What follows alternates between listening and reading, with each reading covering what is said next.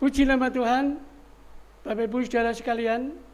Pada kesempatan malam hari ini kita bersyukur kepada Tuhan kalau kita bisa bersama-sama beribadah di dalam kita mau memuji memuliakan Tuhan. Ya, mari kita nyanyikan satu pujian dalam buku Psalm nomor 74. Firman-Mu agung.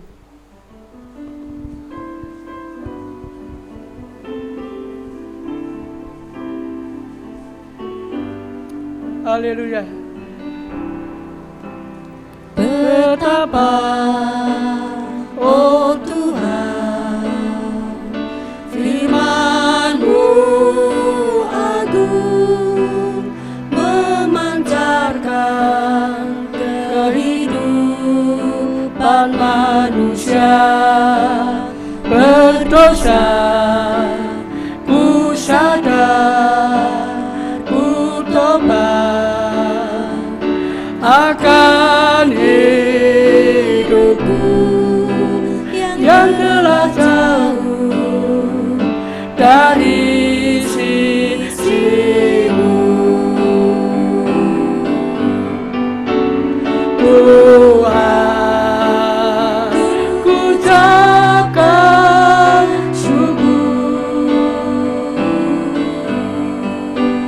karena firman-Mu agung.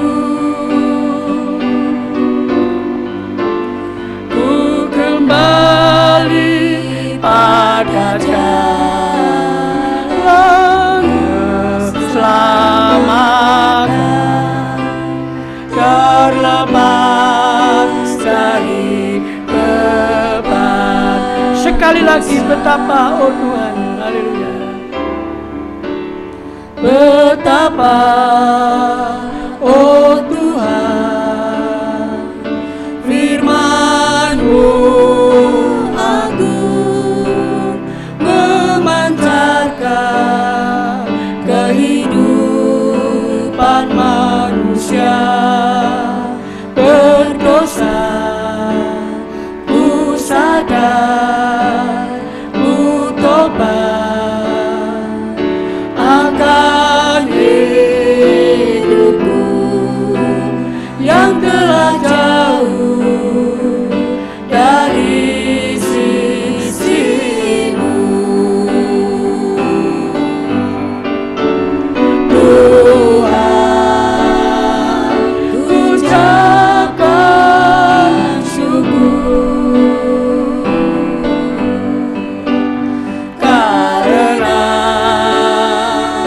firman-Mu agung.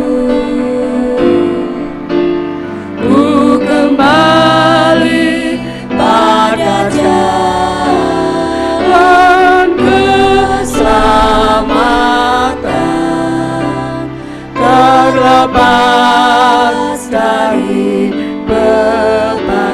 Tuhan, ku ucapkan syukur. Tuhan,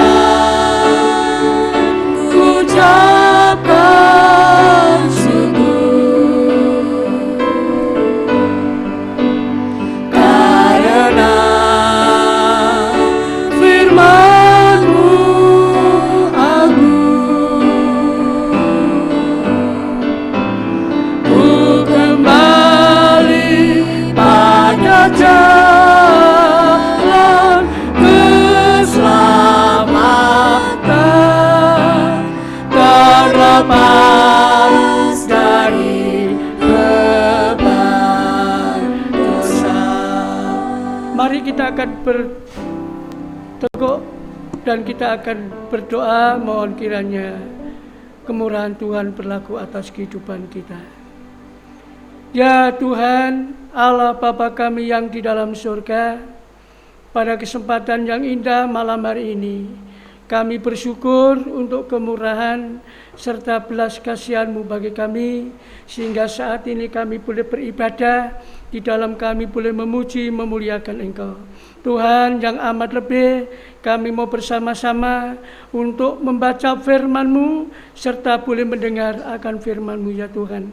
Dan saat ini kami mohon Tuhan, dengan kemurahan-Mu, Engkau urapi kami Tuhan, kiranya dengan Roh-Mu yang kudus dari surga. Bahkan Tuhan, Engkau juga urapi semua seluruh jemaat-Mu, mereka yang mendengar Tuhan, supaya mereka kiranya boleh mendapatkan rahmat dan anugerah-Mu Tuhan, semakin hari semakin hidup berkenan kepada Engkau. Tuhan, kami saat ini juga berdoa untuk hamba-Mu Tuhan, yang masih berada di rumah sakit Telogorejo.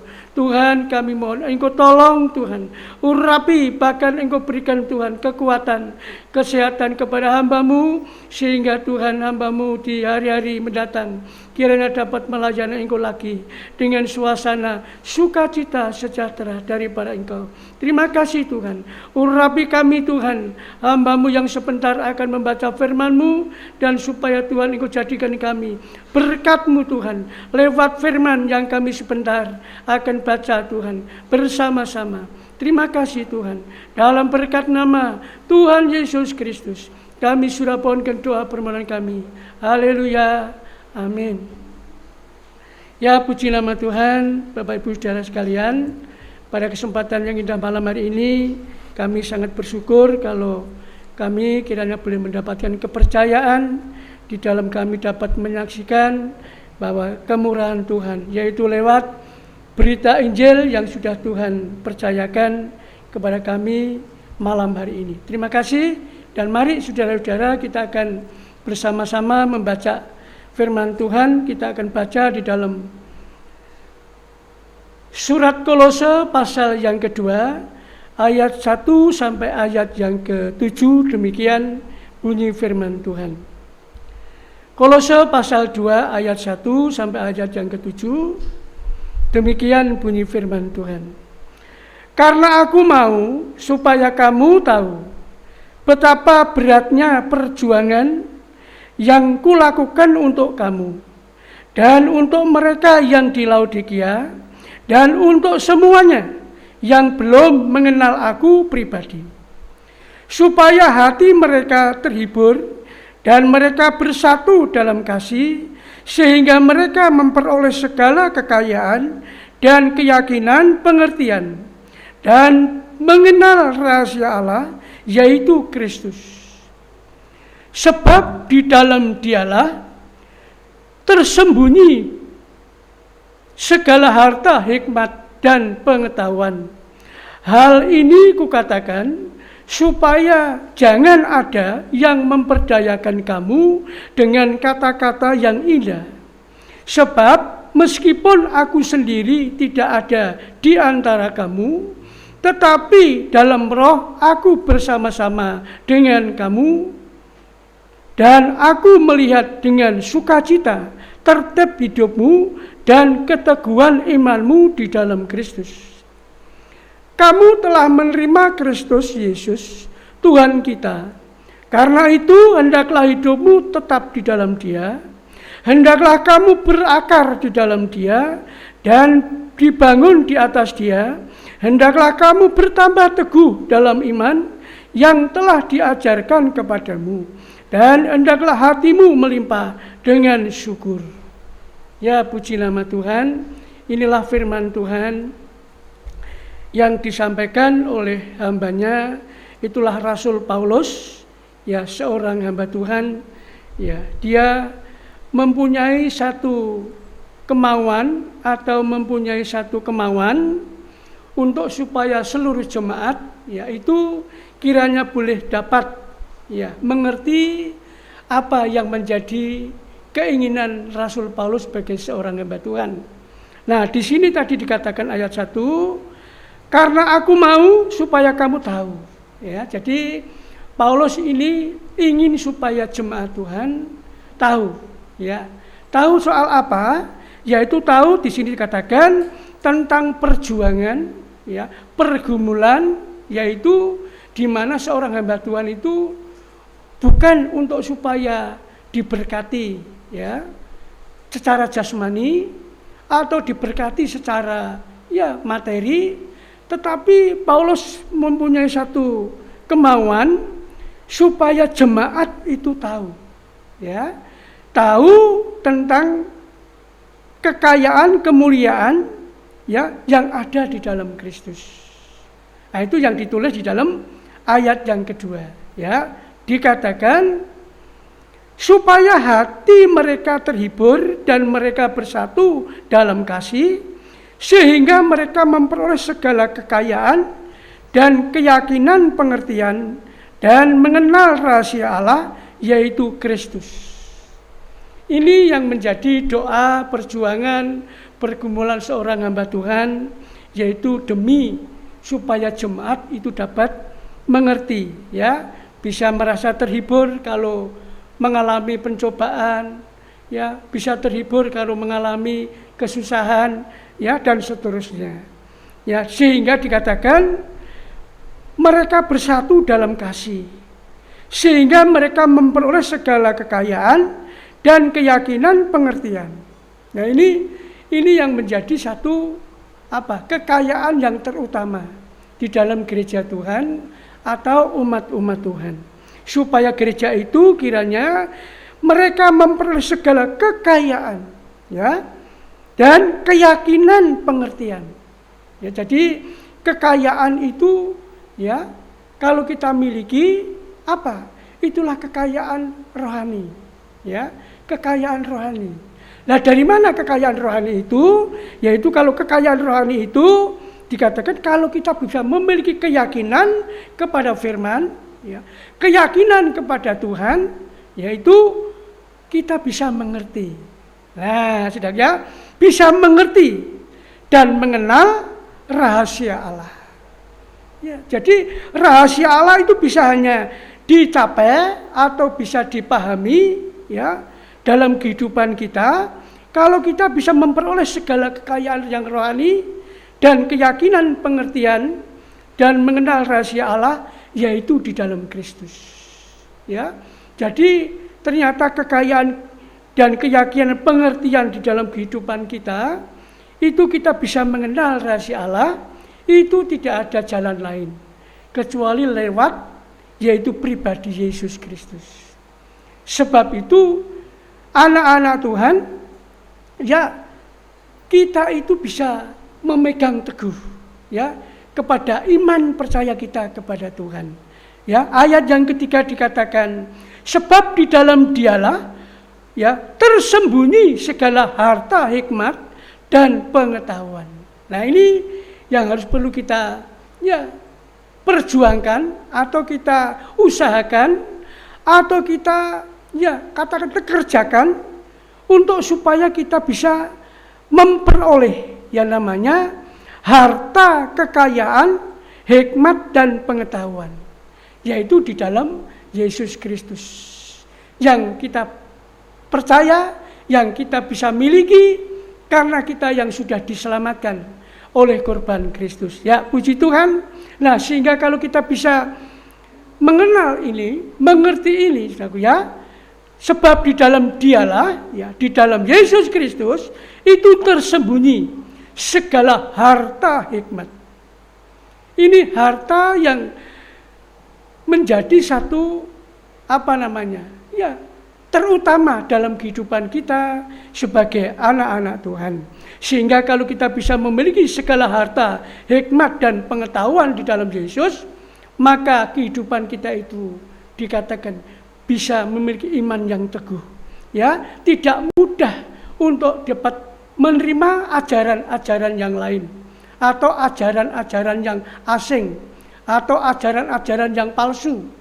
Ya, ayat yang keempat itu dikatakan, hal ini kukatakan supaya jangan ada yang memperdayakan kamu dengan kata-kata yang indah. Ya, nah sekarang ini kan sedang merajalela, ya, pengajaran-pengajaran yang kelihatannya manis, pengajaran-pengajaran yang merasa kelihatannya indah, ya.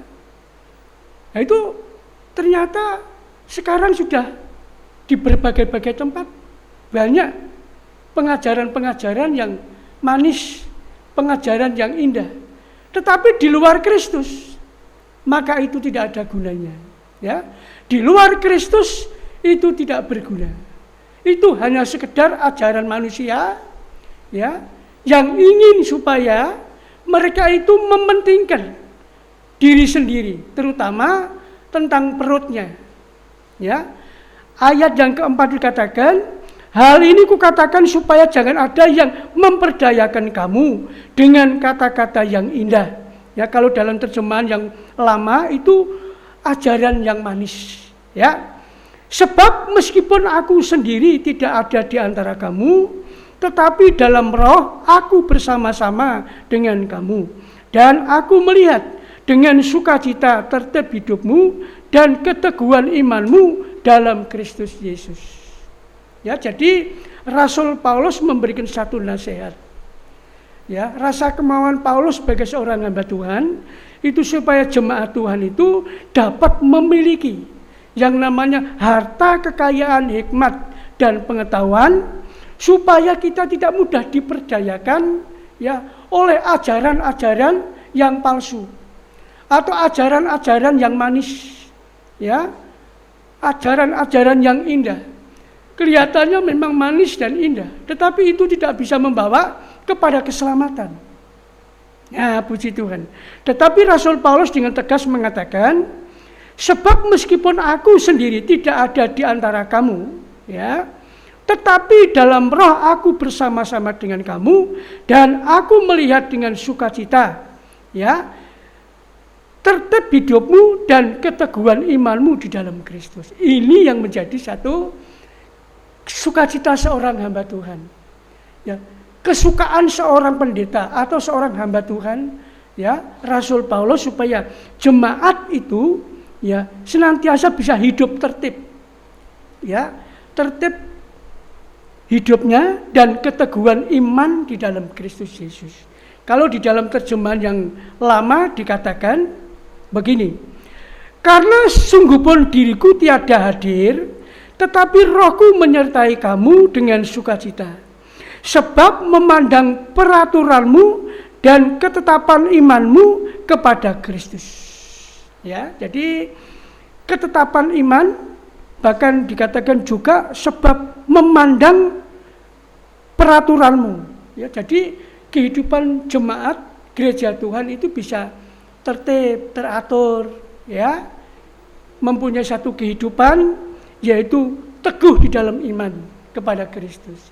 Ini yang harus perlu kita pegang, ya, teguh dalam kehidupan anak-anak Tuhan, sekalipun hidup kita itu menghadapi berbagai-bagai kesusahan, berbagai-bagai masalah, berbagai-bagai kesukaran. Apalagi ya dewasa ini, ya, masa-masa yang sangat begitu banyak orang yang merasa susah, merasa khawatir, takut dan sebagainya. Ya, menghadapi yang namanya COVID-19 ini, ya, siapa orang yang tidak merasa gelisah dan takut? Ya, bukan hanya rakyat kecil, rakyat jelata, bahkan sampai kepada ya orang-orang kaya, ya, orang-orang yang mereka punya jabatan kedudukan, mereka juga rasa khawatir dan takut. Ya, namanya menghadapi COVID-19 ini. Tetapi bagi anak-anak Tuhan, kita harus perlu memiliki satu pola pikir yang sesuai dengan firman Tuhan. Yaitu kalau COVID ini terjadi, supaya kita itu bisa mengintrospeksi diri. Justru kita itu lebih sungguh-sungguh, ya, hidup lebih dekat kepada Tuhan. Ya, lebih sungguh-sungguh hidup, ya, benar, ya, dan hidup di dalam firman, ya, atau di dalam Tuhan. Sebab kalau tidak, ya, pasti umat Tuhan juga akan dilanda, ya, rasa takut, ya, rasa cemas, rasa gelisah dan seterusnya. Tapi kalau kita anak-anak Tuhan, kiranya boleh memiliki yang namanya ya harta hikmat, yaitu di dalam pribadi Yesus. Itulah firman Tuhan, kekayaan rohani, maka kita senantiasa ya dapat mendapatkan perlindungan dari Tuhan. Ya, kita bisa mengalami yang namanya hidup ya diperhatikan oleh Tuhan, dijauhkan dari segala yang namanya mara bahaya. Ini firman Tuhan. Ya, sebab itu perlu kita memiliki yaitu namanya aku mengatakan ini supaya seorang pun tidak dapat memperdayakan kamu dengan perkataan yang manis. Ya. Dengan kondisi situasi yang sekarang ini justru malah timbul banyak pengajaran-pengajaran ya yang palsu, pengajaran-pengajaran yang manis. Ya. Tetapi bagi kita anak-anak Tuhan diingatkan supaya kita yaitu tidak mudah pengaruh, ya, tidak mudah goyah atau tidak mudah digeser atau tidak mudah ya namanya tersusup dengan ajaran-ajaran yang manis atau yang indah. Tetapi Paulus katakan di dalam ayat yang ke-5, karena sungguh pun diriku tiada hadir, tetapi rohku menyertai kamu dengan sukacita. Nah ini doanya Paulus, ya. Sekalipun Paulus tidak hadir, ya, seperti pada saat ini ya kita bisa merasakan, ya Bapak Gembala mengalami suasana, ya tubuh yang lemah, ya tidak bisa beribadah bersama dengan kita, ya tidak ada bersama dengan kita. Tetapi secara rohani firman Tuhan katakan, tetapi rohku menyertai kamu dengan sukacita. Ini yang harus kita bisa rasakan. Ya. Jadi kita bisa memiliki satu kehidupan hati ya, tetap senantiasa bersuasana sukacita, ya. Puji Tuhan. Sebab memandang peraturanmu dan ketetapan imanmu kepada Kristus. Nah ini yang menjadi sukacita seorang hamba Tuhan seperti Paulus. Ini kalau mendengar, melihat, wah jemaatku bisa tertib hidupnya, ya jemaatku itu bisa teratur dan memiliki iman yang teguh di dalam Kristus. Wah ini satu kesukaan, sukacita seorang hamba Tuhan, ya bukan soal masalah berkat-berkat yang jasmani, ya, tetapi Paulus mengatakan, rohku senantiasa menyertai kamu dengan sukacita. Oh puji Tuhan. Nah sehingga Paulus menekankan supaya kita itu bisa mendapatkan yang namanya kepenuhan. Ya di dalam ayat yang ke-6 dan 7 itu, ya Paulus menekankan ya kepada jemaat Tuhan di Kolose supaya jemaat itu dapat dipenuhkan, ya hidup dalam Kristus, ya. Hidup dipenuhkan dalam Kristus. Ya, ini kerinduan seorang hamba Tuhan. Ya, yang namanya Paulus itu memiliki atau mempunyai kemauan jemaat itu dapat dipenuhkan hidup dalam Kristus. Lah apa yang dimaksudkan dipenuhkan hidup dalam Kristus? Ya, coba baca ayat 6. Tolong Mas Philip bacakan ya ayat yang ke-6. Kamu telah menerima Kristus Yesus Tuhan kita. Ya. Karena itu hendaklah hidupmu tetap di dalam Dia. Nah ini, kamu telah menerima Kristus Yesus Tuhan kita. Karena itu hendaklah hidupmu tetap di dalam Dia. Ya. Kalau di dalam terjemahan lama dikatakan, sedang kamu sudah mengaku Kristus Yesus Tuhan kita, maka berjalanlah menurut Dia. Ya. Jadi kalau gereja Tuhan yang sudah diselamatkan, yang sudah menerima Yesus Kristus, atau yang sudah mengakui Yesus Kristus sebagai Tuhan kita, maka dikatakan Tuhan, maka berjalanlah menurut Dia. Nah ini tekanannya adalah supaya kita bisa berjalan menurut Dia, ya menurut Dia. Kalau dikatakan terjemahan yang baru, karena itu hendaklah hidupmu tetap di dalam Dia. Tetap di dalam Dia. Lah maksudnya apa? Kalau kita tetap di dalam Tuhan, ya, dengan iman yang teguh, sekalipun kita mengalami percobaan, mengalami kesulitan, mengalami kesukaran, mengalami berbagai-bagai kesusahan, maka hidup kita itu ya dapat mengerti. Oh, ternyata waktu aku mengalami seperti ini, ya, seperti ini. Tuhan ingin supaya aku dapat mengerti apa sih maksudnya Tuhan, apa sih rencana Tuhan dalam kehidupan kita. Nah, itu ditulis dalam ayat yang ke-7. Ya, coba baca ayat yang ke-7. Hendaklah kamu berakar di dalam Dia dan dibangun di atas Dia. Ya. Hendaklah kamu bertambah teguh dalam iman yang telah diajarkan kepadamu, dan hendaklah hatimu melimpah dengan syukur. Nah, ini saudara ya. Hendaklah kamu berakar di dalam Dia dan dibangun di atas Dia. Ini Paulus memberikan dua alternatif, yaitu tentang hendaklah kamu berakar di dalam Dia dan dibangun di atas Dia.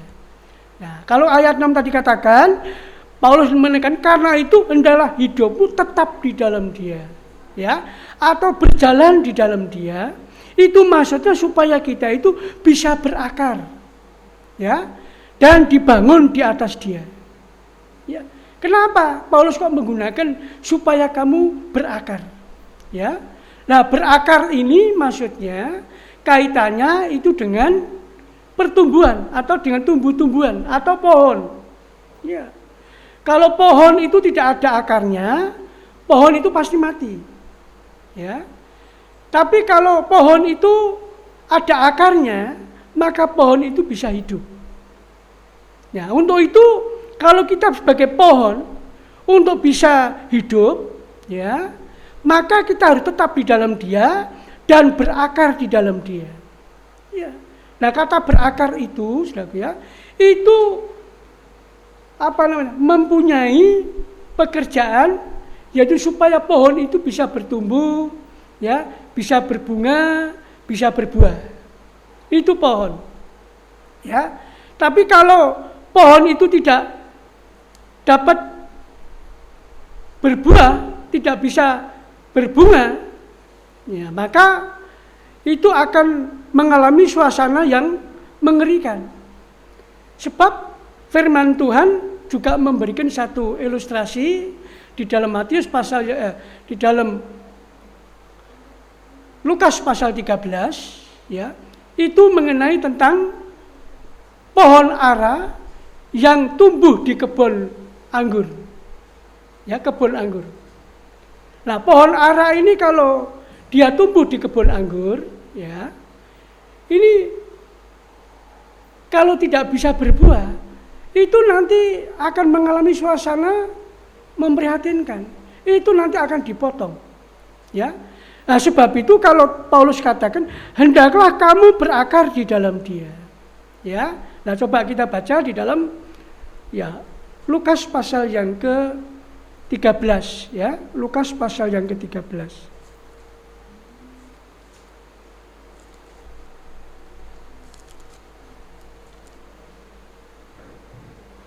Ayat yang ke-6, ya. Tolong nanti Mas Philip ya bacakan ayat yang ke-6 Lukas 13. Lalu Yesus mengatakan perumpamaan ini. Ya. Seorang mempunyai pohon ara yang tumbuh di kebun anggurnya, dan ia datang untuk mencari buah pada pohon itu, tetapi ia tidak menemukannya. Ayat 7. Lalu ia berkata kepada pengurus kebun anggur itu, sudah 3 tahun aku datang mencari buah pada pohon ara ini dan aku tidak menemukannya.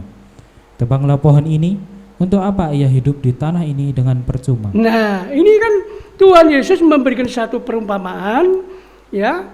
Lalu Yesus mengatakan perumpamaan itu, seorang mempunyai pohon ara yang tumbuh di kebun anggurnya. Ya. Nah, pohon ara itu siapa? Ya. Pohon ara itu apalagi? Ya, dia kan liar. Tapi dia itu hidup tumbuh di kebun anggur. Ya. Nah, anggur itulah ladang Tuhan.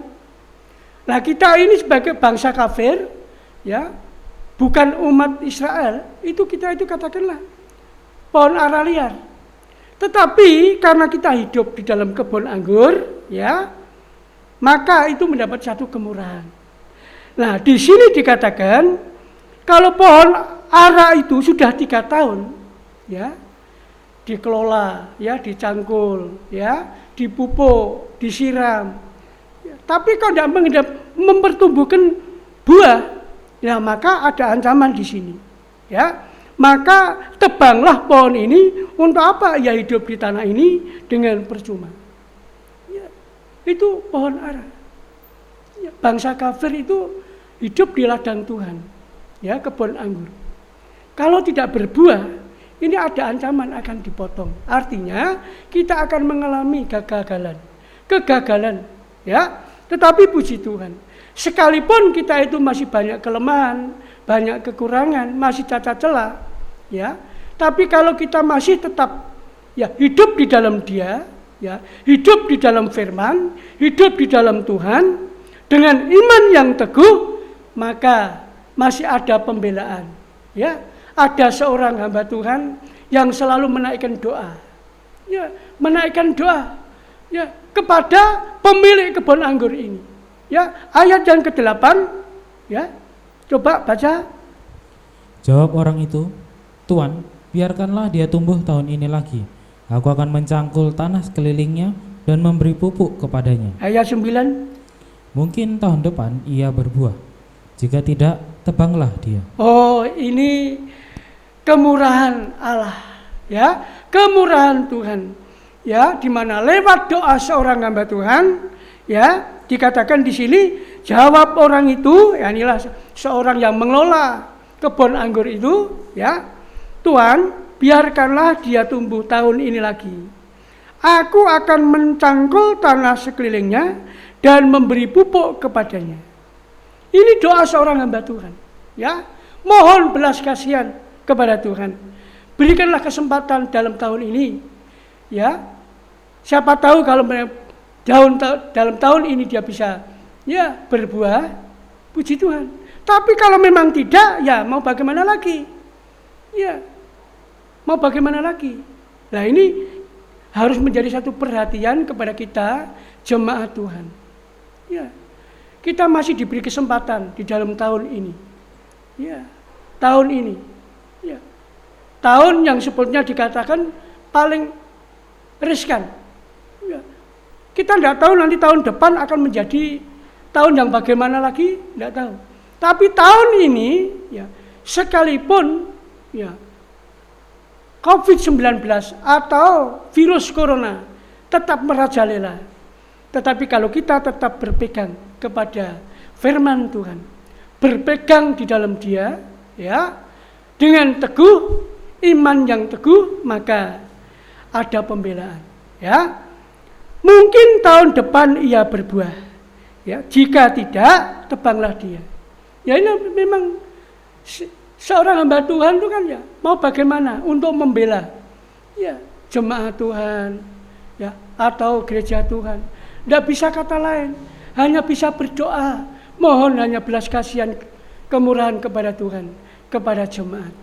Nah, kalau jemaat sungguh-sungguh bisa mengerti, ya puji Tuhan, ya, mengerti tentang kehendak Tuhan, mengerti firman Tuhan, maka dia akan senantiasa mendapatkan buah pada tahun ini, ya. Tapi kalau tidak, dia akan ditebang. Oh, puji Tuhan. Nah, dengan yang kedua tadi itu mengenai tentang bangunan, ya, bangunan.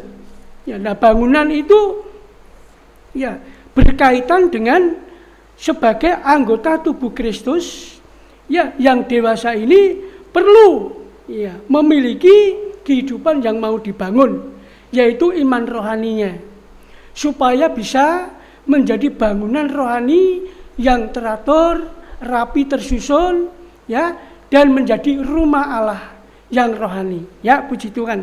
Baca itu tadi ayat yang ke-7, ya. Tolong Mas Philip bacakan ayat yang ke-7 bagian 2 itu.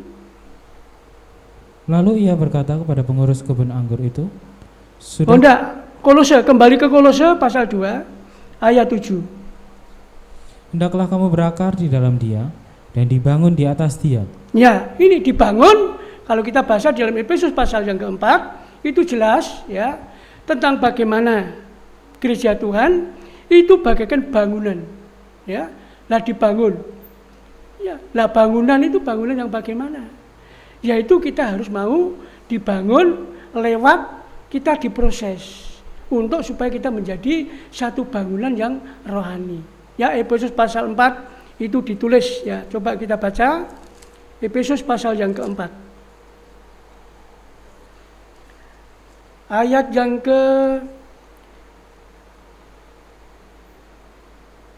ayat 20 sampai ayat yang ke-20.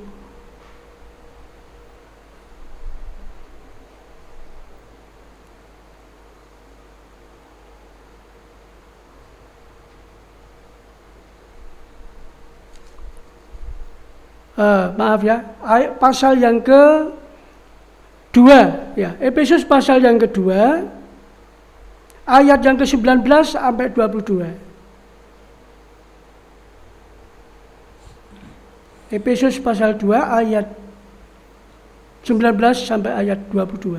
Demikianlah kamu bukan lagi orang asing dan pendatang, melainkan kawan sewarga dari orang-orang kudus dan anggota-anggota keluarga Allah. Ya, terus. Yang dibangun di atas dasar para rasul dan para nabi dengan Kristus Yesus sebagai batu penjuru. Di dalam Dia tumbuh seluruh bangunan, rapi tersusun menjadi bait Allah yang kudus di dalam Tuhan. Ya, terus. Di dalam Dia kamu juga turut dibangunkan menjadi tempat kediaman Allah di dalam Roh. Nah, di dalam Dia kamu juga terus turut dibangunkan menjadi tempat kediaman Allah di dalam Roh. Ya, puji Tuhan. Ini gereja di akhir zaman perlu dibangun, ya, yaitu bangun menjadi tubuh Kristus yang sempurna, yaitu di dalam Dia kamu juga turut dibangunkan menjadi tempat kediaman Allah di dalam Roh, ya, di dalam Roh. Oh, luar biasa, puji nama Tuhan. Kalau kita menjadi anak-anak Tuhan, kita rela mau dibangun, ya, menjadi satu bangunan yang rohani, rapi tersusun, ya. Sekalipun masih banyak dikatakan kekurangan, kelemahan, ya, cacat celah di dalam ibadah kita, pelayanan kita. Tetapi kalau kita mau tetap di dalam Dia, ya, tidak ada perkara yang mustahil. Tuhan sanggup membangunkan kita menjadi tempat kediaman Allah di dalam Roh. Oh, puji Tuhan, ya. Kalau kita tetap di dalam Dia, tadi dalam, yaitu kembali ke Kolose pasal yang kedua ayat yang ke-7 berikutnya sampai ayat yang terakhir itu.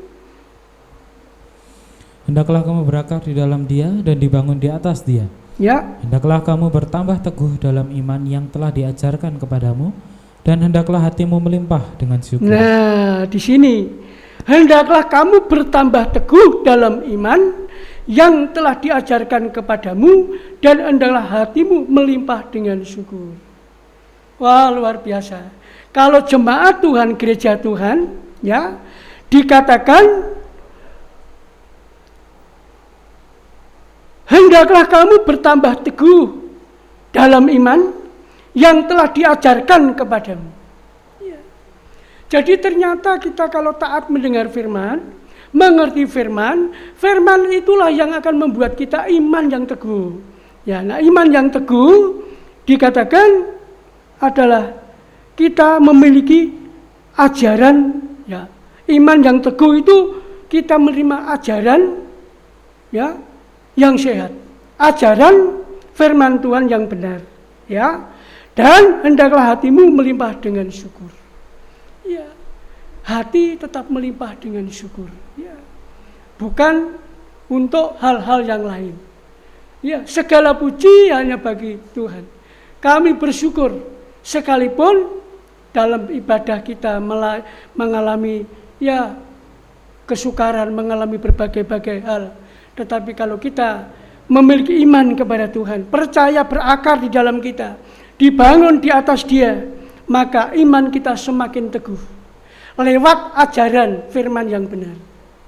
Oh, puji Tuhan. Sehingga kita tidak usah, ya, khawatir, tidak usah bimbang, tidak usah cemas, tapi kita tetap mendapatkan pembelaan dari Tuhan. Itulah janji Tuhan kepada kita di hari-hari yang sukar ini, ya. Sebab itu perlu kita lebih berhati-hati, ya, dan waspada. Karena ajaran sekarang itu sudah turun-temurun, ajaran yang sesat. Itu ditulis di dalam ayat yang ke-8. Gereja Tuhan diingatkan supaya berhati-hati, ya, dan waspada, berjaga-jaga. Ya, coba ayat 8, ayat yang terakhir, tolong bacakan. Hati-hatilah, supaya jangan ada yang menawan kamu dengan filsafatnya yang kosong Ya. dan palsu menurut ajaran turun-temurun dan roh-roh dunia, tetapi tidak menurut Kristus. Nah, ini yang harus perlu kita berhati-hati. Hati-hatilah supaya jangan ada yang menawan kamu dengan filsafatnya yang kosong dan palsu, menurut ajaran turun-temurun dan roh-roh dunia, tetapi tidak menurut Kristus. Ya. Ini harus lebih sungguh-sungguh kita tolak atau kita jauhkan. Ya, jangan kita itu mudah untuk ditawan, ya, atau dihasut, atau kita mudah terpengaruh dengan ajaran-ajaran yang sekarang timbul berbagai-bagai macam. Ya, tetapi semua itu di luar Kristus tidak ada gunanya, tidak ada manfaatnya. Nah, di luar Kristus tidak ada gunanya, tetapi di dalam Kristus ada manfaat.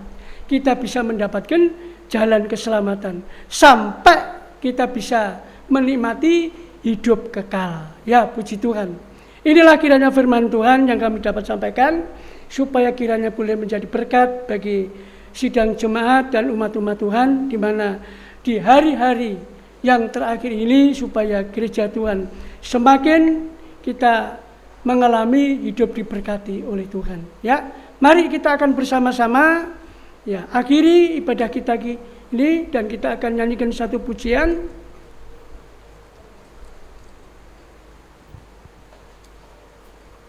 (167) dalam buku Psalm. Jagaku seperti biji matamu. Haleluya.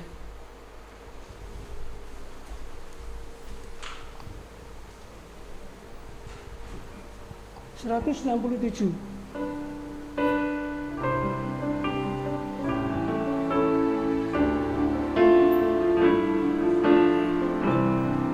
Haleluya. Jagaku seperti biji matamu, sembunyikan dalam naunganmu. Jangan biarkan aku mati rohani. Jagaku seperti biji matamu. Sekali lagi, jagaku seperti biji matamu. Jagaku seperti biji matamu,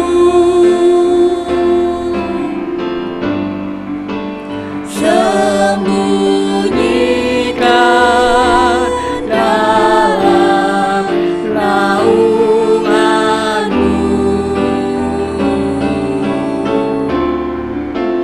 Jangan biarkan aku mati rohani. Jagaku seperti biji matamu. Mari kita akan tunduk kepala, kita akan berdoa. Inilah Tuhan yang menjadi doa kerinduan kami, supaya hidup kami tetap senantiasa Tuhan, yaitu menjadi seperti biji matamu, yaitu kami boleh mendapatkan perlindungan, mendapatkan pengawasan, bahkan mendapatkan pembelaan yang daripada Engkau. Apabila hidup kami tetap di dalam Engkau, ya Tuhan, dan kami mau pegang teguh iman kami percaya kepada Engkau.